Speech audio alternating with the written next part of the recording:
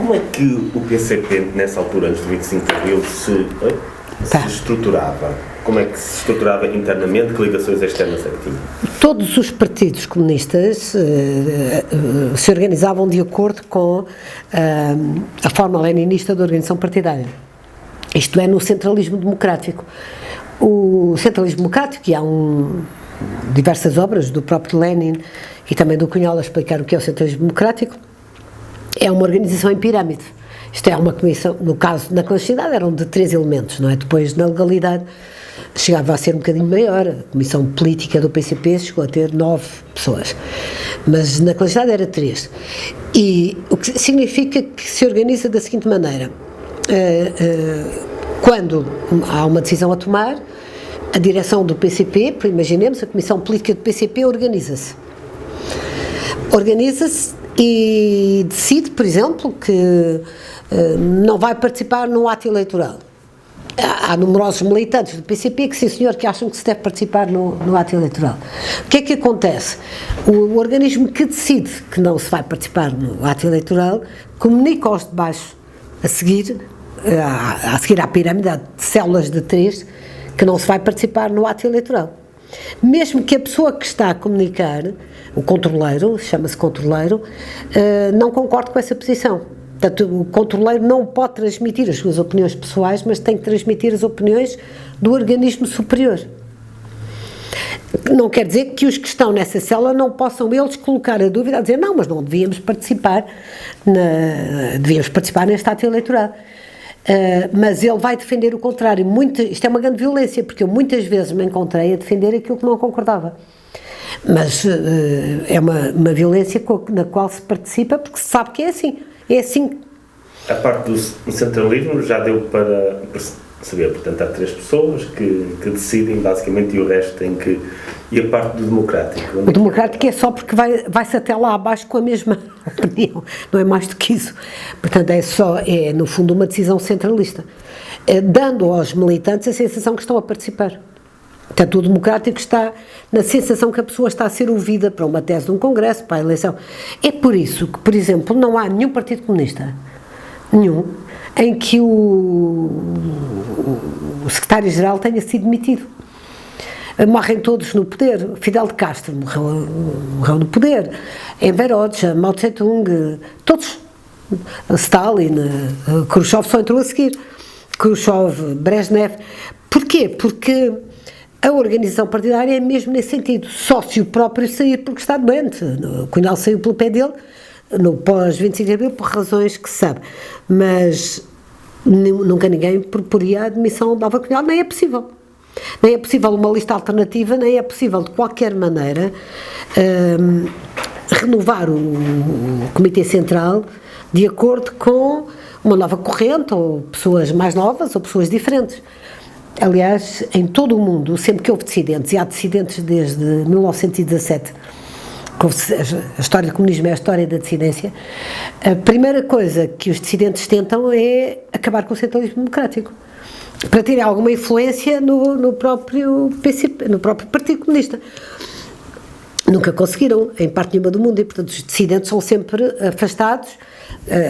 Normalmente na Rússia iam parar ao Gulag, na China sabe-se também o que aconteceu, dão os tais muitos mortos, não são, todas as vítimas do comunismo não são dissidentes, há muita gente que foi vítima do comunismo sem sequer ser comunista, mas quando se olha, por exemplo, para o tempo de Lenin ou de Stalin e se diz, mas porque é que 2/3 do Comitê Central é morto num ano, é assassinado num ano no tempo de Stalin?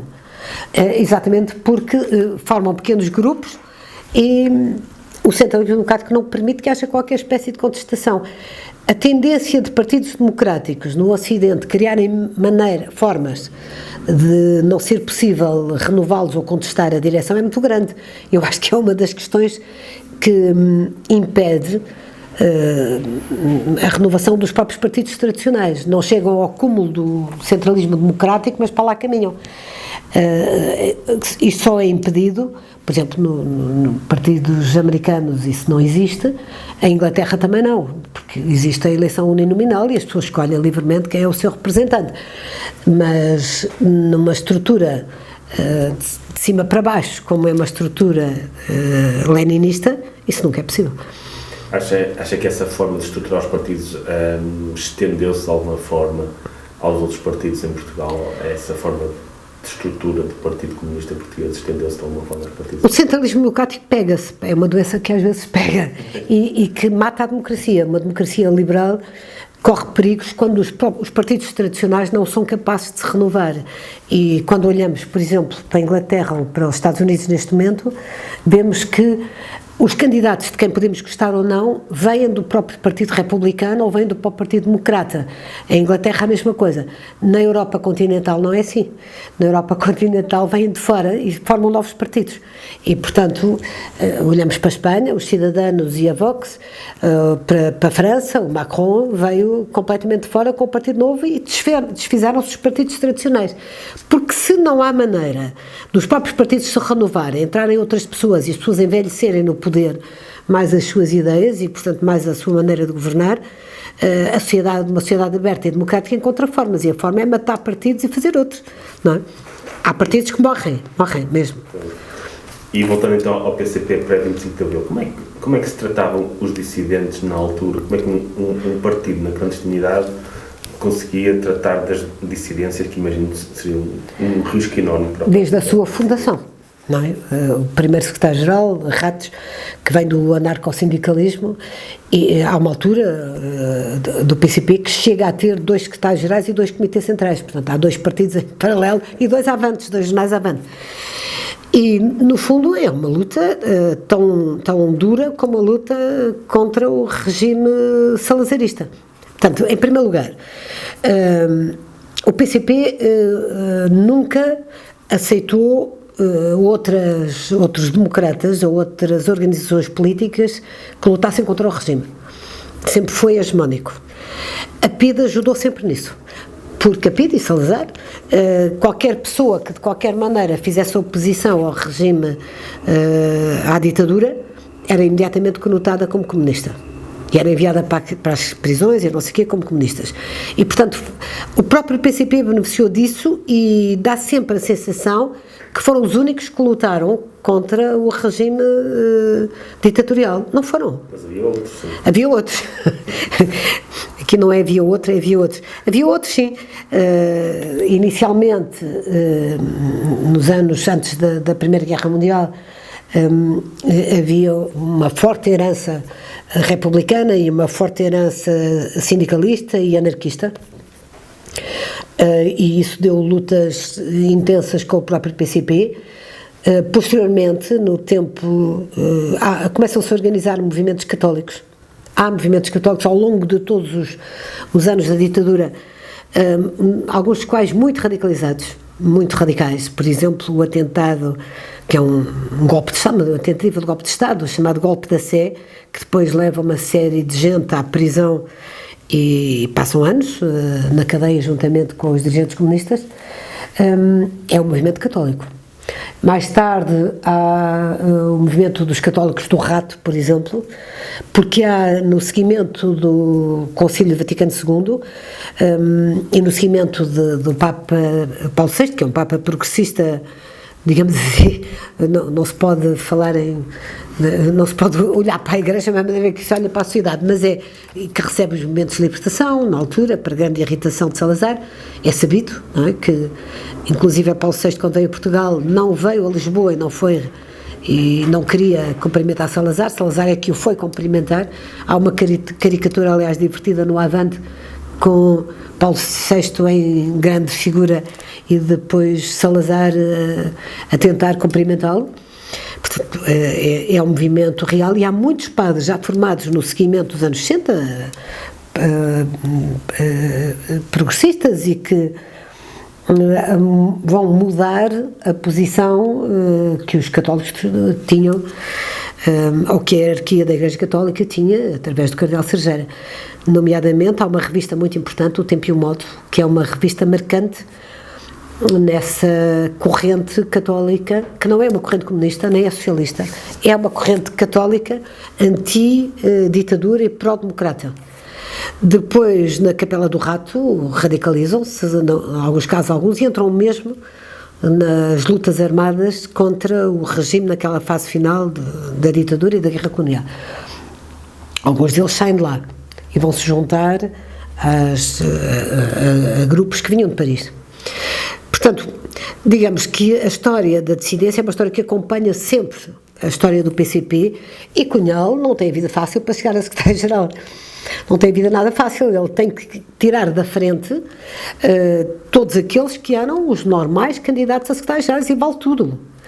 Bento Gonçalves estava primeiro esteve em Angra, depois foi para Tarrafal, seria o natural secretário-geral do PCP, foi secretário-geral e certamente que depois da cadeia continuaria, mas morreu no Tarrafal, portanto não teve tempo de o ser. A seguir há uma série de dirigentes comunistas, alguns ligados mesmo à Internacional Comunista, ao Comintern, nos quais estão o José Sousa, o José de Sousa, o Pavel, e são candidatos diretos a secretários-gerais, e o Júlio Fogaça, obviamente. O Júlio Fogaça vem a ter um triste fim no PCP, porque como era o natural sucessor, é-lhe organizado uma emboscada na Nazaré. Ele era homossexual e, portanto, ele é encontrado com um jovem numa pensão da Nazaré, e a PIDE não sabe que é ele que lá está. Portanto, a PIDE é avisada, tudo indica que foi avisada por indicação do Cunhal, não tenho grandes dúvidas que isso foi feito, e ele é preso e mantém-se sempre próximo do PCP, num enorme sofrimento. Não sai da cadeia quando há a fuga de Peniche, portanto é excluído. E vem, depois do 25 de Abril, pede a adesão ao PCP e fica como militante base do PCP. E é uma vida triste, porque, digamos, aquilo que lhe faz Cunhal é que ele seja acusado de homossexual e que por isso mesmo seja expulso do PCP, seja preso e seja atacado pela própria PIDE, que para o regime ditatorial ser homossexual também era uma coisa inaceitável e criminosa. Nestas figuras que são afastadas, o Pavel também é uma figura muito curiosa. Eu ainda conheci Pavel depois de sair em 1988. Ele, quando soube da minha dissidência, veio a Portugal. Ele era muito amigo de uma outra figura muito interessante, de intelectual ligado ao PCP, Leão de Castro, o fundador da Europa América. E o Leão de Castro recebeu-o em casa e convidou-me para jantar. Depois tivemos um outro jantar a convite do Dr. Mário Soares, porque o Dr. Mário Soares foi sempre muito amigo do Leão de Castro e do Pavel, porque o Dr. Mário Soares também passou pelo PCP, como é sabido. E nessa altura ele sai ao mesmo tempo que eles, não é? E portanto nessa altura Cunhal continua no PCP, era amigo do Dr. Cunhal, porque eles tinham sido, o pai de Cunhal, quando foi expulso da função pública, foi aceito pelo pai de Mário Soares como professor no Colégio Moderno. E, portanto, havia ali uma relação de família que era de um conhecimento mútuo, desde sempre. A família de Cunhal vivia num bairro chique de Lisboa. Na altura o bairro Azul era considerado, ali ao pé do Corte Inglês, era considerado uma das zonas chiques de Lisboa, e a mãe de Álvares Cunhal era muito católica, nunca aceitou que o filho fosse comunista, ao contrário do pai, e nunca o visitou na cadeia. E o Dr. Mário Soares é que lhe levava notícias do filho. Ela nunca visitou o filho na cadeia, era de uma dureza sem limite, e eu penso que isso tem muito a ver depois com a forma como o próprio Cunhal encara as mulheres ao longo da sua vida. Tem muito a ver com aquela dureza que ele tinha na própria mãe. Como é possível 8 anos presa em solidão e uma mãe não visitar um filho na cadeia? E ele não gostava muito de mulheres de classe alta. A certa altura vemos isso no livro. Ele tinha alguma aversão a isso, não é? Tinha uma enorme aversão. Ele gostava de mulheres que dominavam. E para ele, e tratava mal normalmente a condição feminina, muito mal. A mãe da filha, e eu tenho um conflito com ele por causa disso, fazia limpezas na sede do PCP do Vitória, ali na Avenida da Liberdade. E ela, frequentemente, eu encontrava a chorar, isto depois de 25 de Abril, claro, encontrava a chorar, e várias vezes disse ao Cunhal que aquilo não é decente fazer para a mãe da filha dele. E, portanto, há ali um relacionamento difícil com a condição feminina, difícil neste sentido, quer dizer, mulheres que pensam e ao longo da história do PCP há várias mulheres dirigentes do PCP, uma delas a Carolina Loff, a outra, por exemplo, a Cândida Ventura, que depois são dissidentes. A Cândida Ventura é dissidente, a Carolina Loff é outra coisa, é outra história, também podemos falar dela, que é uma história curiosa, e Cunhal vai afastando da frente, não é? Nessa altura, na altura da guerra, ainda o PCP, em alguns casos, é sabido o caso de Manuel Domingos, que a PIDE diz e acusou o PCP de ter morto Manuel Domingos. Manuel Domingos, que era um dissidente do PCP. Era um dissidente do PCP. E aparece morto em Belas, é um caso famoso. Aparece morto em Belas e a PIDE diz, não fomos nós, foram eles. Portanto, há aqui toda uma história, porque isto é assim nos partidos comunistas, quer dizer, não... Mas houve muitos casos de dissidentes que acabaram mortos ou desapareceram? Há casos de dissidentes, vários entregues à PIDE, em que, mesmo antes do 25 de Abril, há um caso de um dissidente, antigo dirigente do PCP, que depois vira pró-chinês, e que o Avante noticia publicamente, o Avante clandestino, noticia publicamente que ele entrou em Portugal. Isto não há coisa melhor para a PIDE ler e procurá-lo.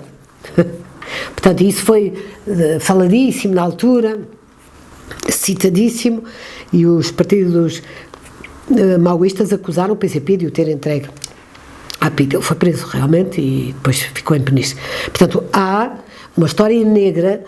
Depois, há um período, no período pós-guerra, que vem até à minha entrada para o PCP, nos anos 60, em que se diz o PCP não mata dissidentes. Isso não se faz, porque isso é perigoso, porque depois a PIDE tira dividendos disso, como tirou no caso do Manuel Domingos. Únicos casos em que é aceito algum ajuste de contas é no caso em que os camaradas não aceitem, não resistam à prisão, falem e entreguem outros militantes. É o chamado rachado. Portanto, digamos, um dos grandes problemas, e com que eu me deparei na cidade, era a pessoa estar preparada para ser torturada, porque se entregasse a alguém, essa pessoa ia ser presa e ia ser torturada. E, portanto, era assim que acontecia. O que é que se fazia nesses casos? A funcionários do PCP, eles normalmente sabiam que se tinham falado que a coisa era perigosa e desapareciam, nunca mais viam, não sabiam onde estavam,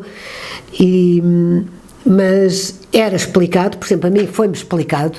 O Cunhal tem um importante folheto sobre a tortura que todos líamos e sabíamos quase de cor, que se chamava Se Fores Preso, Camarada, em que explicava qual era o que devíamos fazer no caso de prisão e como é que conseguíamos resistir à tortura. Nunca se sabia quem resistia e quem não resistia, normalmente só depois de passar por isso é que se sabia, mas dizia-se expressamente, os funcionários que entregarem outros camaradas, atenção que aí é legítimo, não conheço nenhum caso em que isso tenha acontecido, quer dizer, era uma ameaça, até porque nessa altura já o próprio Movimento Comunista Internacional tinha receio da opinião pública, já estávamos com o Khrushchev, a Internacional Comunista já não mandava, os partidos comunistas já não eram um todo, não é? Porque há um período que é a Internacional Comunista que manda, tem um delegado para cada país, e Portugal teve um delegado, depois perdeu o contacto com a Internacional Comunista e foi expulso da Internacional Comunista, e depois quando retoma a ligação a Moscou, que é bastante depois do fim da guerra, até porque Portugal estava isolado, tinha a Guerra Civil Espanhola aqui ao lado, e portanto tinha uma situação de isolamento. Quando depois retoma o contacto com a Internacional Comunista, já com Pavel, é um período um período já diferente daquilo que se vivia nessa altura no Movimento Comunista Internacional e na própria. É preciso mitigar um pouco a própria aparência, não é? E a própria imagem que se dá daquilo que é ser comunista. Portanto, é um período em que o próprio Partido Comunista comunista russo, não é? Faz destalinização e anuncia que vai fechar o Gulag, embora aí no tempo de Khrushchev isso era muito dito também, o Partido Comunista da União Soviética não reconhece nem que o Gulag tinha começado no tempo de Lenin, nem reconhece que havia mortos e vítimas que não eram membros do Partido Comunista. Aqueles que aparecem sempre são os membros do Comitê Central que Stalin mandou assassinar diretamente. Portanto, parece que a perseguição é interna e só aos próprios comunistas e aos próprios dissidentes. Não é? Portanto, mas não é verdade. Não é verdade. Nesse tratamento dos dissidentes em Portugal houve uma exceção, não foi? Sim, Carolina Loff não é... portanto, o Pavel... primeiro começando pelo Pavel. O Pavel é enviado pelo Comintern para o México. Portanto, é um quadro da Internacional Comunista. O Cunhal, quando o conheceu, ele vivia em Moscovo, e ele, quando conheceu o Cunhal é mais... conhece-o em Moscovo, e Pavel é mais responsável que ele, tem mais qualificado que ele, digamos assim. Seria o normal secretário-geral do PCP. Só que há aí um mistério na vida de Pavel, que é muito curiosa, porque ele vai para o México e passa a viver no México. Quando eu o conheci, ele tinha vindo do México, ainda vive no México, e integra aquele grupo próximo de Trotsky, da Frida Kahlo, do Diogo Rivera, entra nesse grupo e não sabe, foi sempre uma interrogação que toda a gente que tinha, que de vez em quando se falava, se ele participou ou não diretamente no assassinato de Trotsky. Trotsky é assassinado por ser dissidente. Não era muito melhor que os outros, era igual, em termos de repressão, de violência, não sei o quê. Mas quem tinha ganho foi Stalin, e portanto Stalin depois faz tudo e manda uma brigada do Comintern assassiná-lo. Porque é muito estranha a ida de Pavel para o México. Porquê para o México, não é?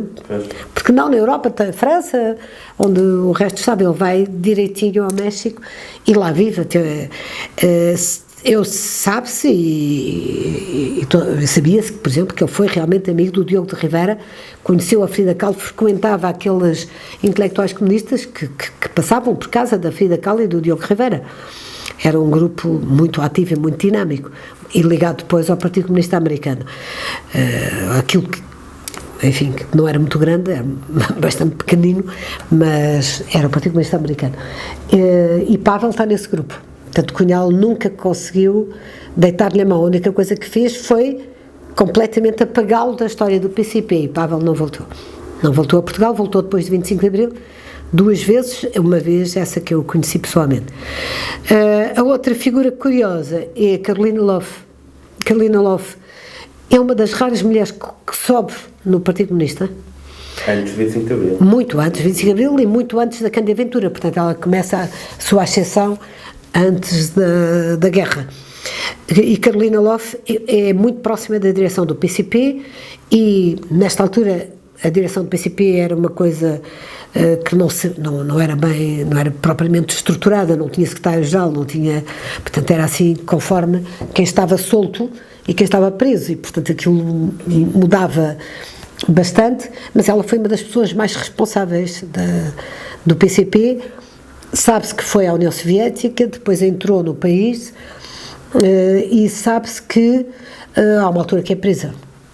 É presa, e é presa como já nessa altura acusada de ser uma espia da União Soviética.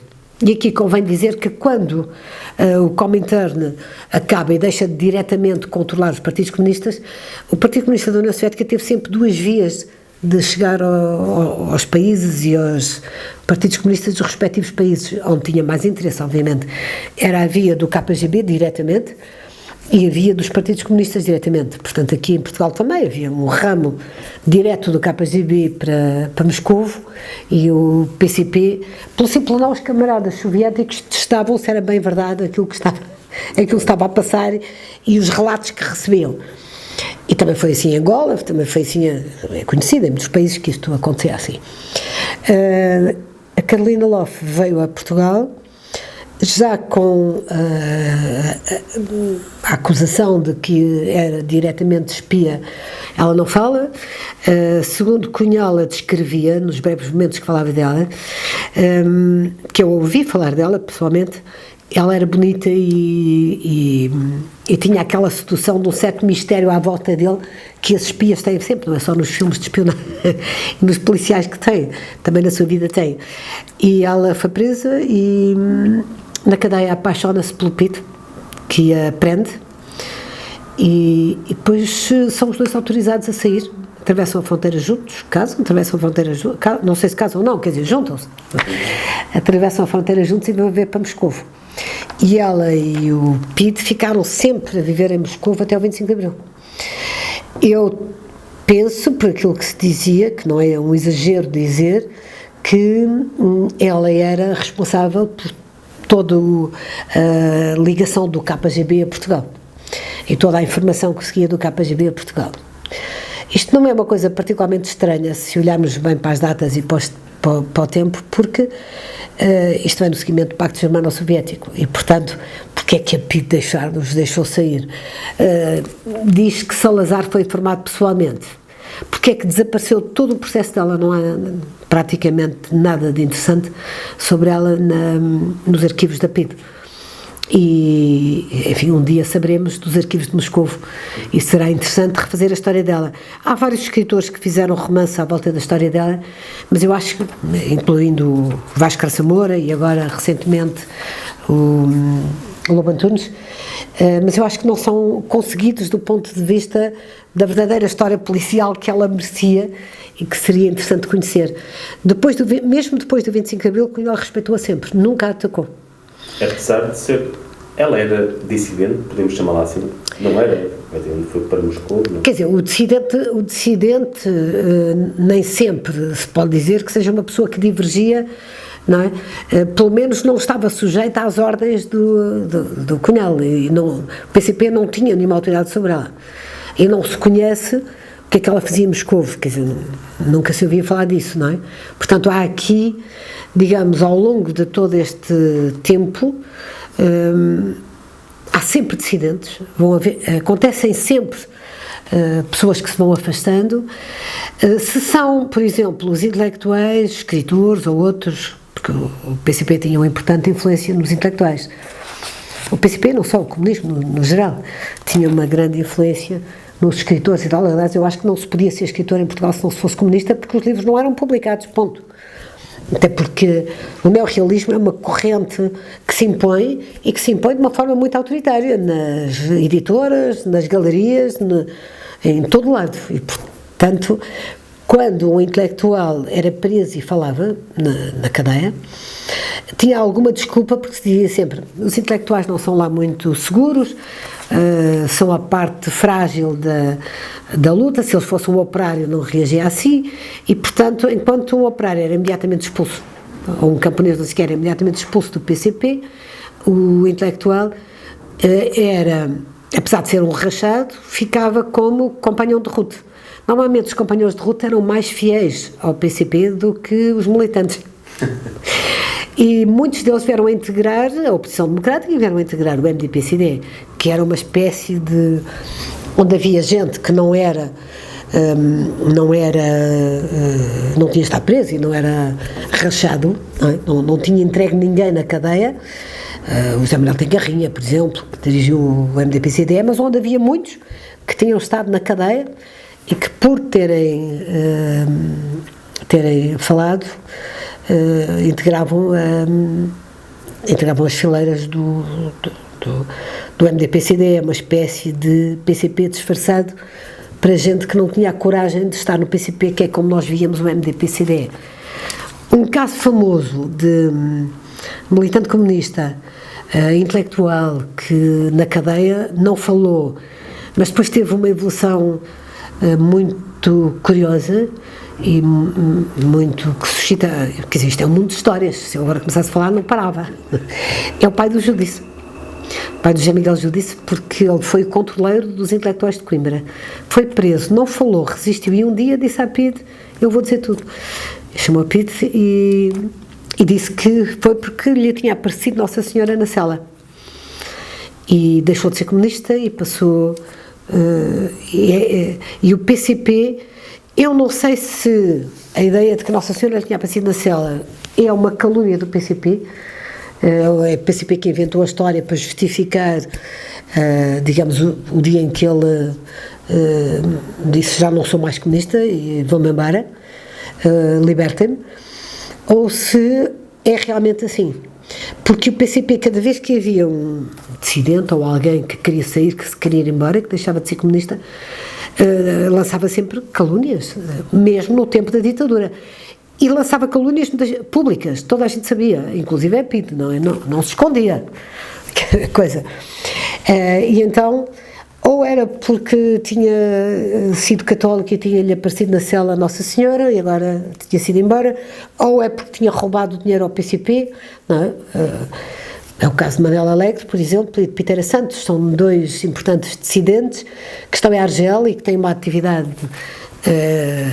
abrangente em Argel, juntando ao PCP outras correntes de gente que saía, que se ia embora e que estava farta da ditadura e que não era católico, os outros eram sei lá o quê, e um dia eles saem mesmo, o Piteira Santos e o Manuel Alegre saem mesmo do PCP, imediatamente o PCP lança contra eles, publicamente, a ideia de que saíram porque levaram o dinheiro que era do povo com eles.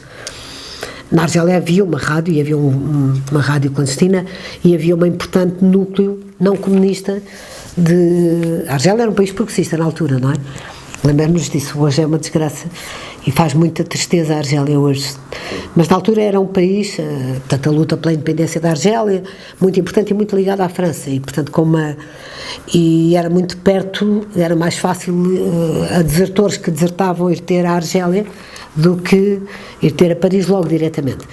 Portanto, toda a dissidência ao longo de toda a história nunca é feita porque a pessoa não quer o centralismo democrático ou porque não acha que o Gulag foi uma violência brutal, não há nada disso, é sempre acusada, a acusação é imediatamente ou porque é homossexual ou porque ficou com dinheiro ou porque quer uma vida burguesa e portanto a luta pelo proletariado é uma traição ao proletariado, não é? Cunhal classificava-se a si próprio um filho adotivo do proletariado. E um dia disse-me a mim também que eu também era uma filha adotiva do proletariado. E eu fiquei muito orgulhosa. Classificava-se ele próprio o filho adotivo do proletariado. E tinha um grande desprezo pelos intelectuais que dizia eles acabam sempre por trair, de uma maneira ou de outra. E por voltar à mesquinhez da sua vida burguesa. E, portanto, ao longo da história do PCP, Piteira Santos foi um caso dramático, porque era dirigente comunista, era um intelectual, era uma figura extremamente interessante e depois do 25 de Abril entrou em Portugal com a acusação de que tinha ficado com dinheiro. Depois veio dirigir um jornal, foi muito amigo do Dr. Mário Soares mas foi sempre maltratado pelo PCP até ao fim. E quando se passava por ele, ou quando ele aparecia em qualquer sítio, dizia-se ele ficou com o dinheiro do proletariado. Falava-se há pouco da questão da religião, que tinha visto a Nossa Senhora. Como é que era a relação do PCP com a Igreja Católica antes do 25 de Abril? Para os comunistas, a religião é o ópio do povo, ponto. E, por exemplo, eu lembro-me quando fui a Moscou pela primeira vez, portanto, à União Soviética, depois do 25 de Abril, das primeiras coisas que eu visitei eram as igrejas transformadas em museus do ateísmo. Mas o PCP tinha um grande medo da influência da Igreja e Cunhal dizia muitas vezes a República perdeu contra a ditadura porque tratou mal a Igreja e os padres, portanto é preciso ter muito cuidado. E aqui havia a Igreja foi fundamental, e depois vamos falar nisso no pós-25 de Abril. Antes do 25 de Abril,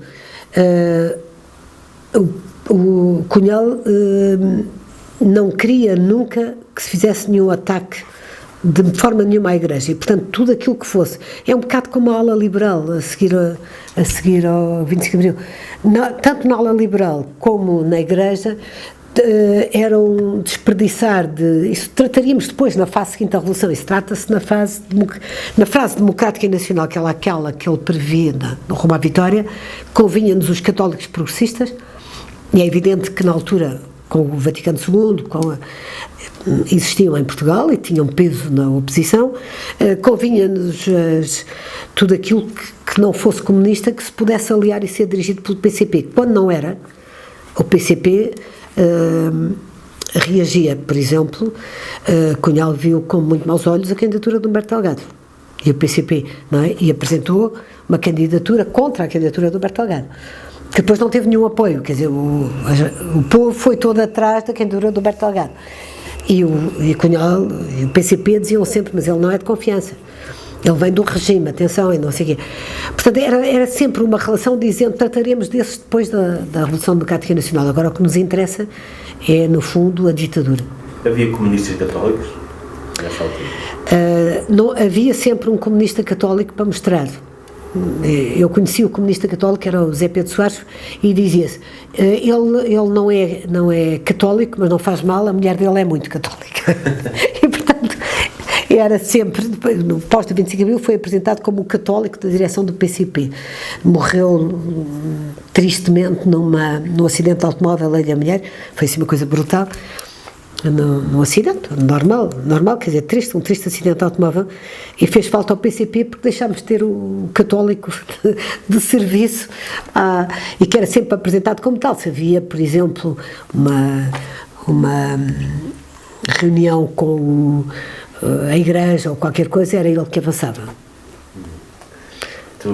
Portanto, aqui tinha-se um pouco uma adaptação cultural àquilo que era a relação entre o comunismo e o catolicismo. Havia, entre o comunismo e a religião, adaptaram-se à realidade portuguesa. Com alguma desconfiança, portanto, quer dizer, não era normal, não conheci mais nenhum membro católico do PCP, nem da direção do PCP, nem em sítio nenhum, que não fosse esse, o católico oficial, com alguma desconfiança.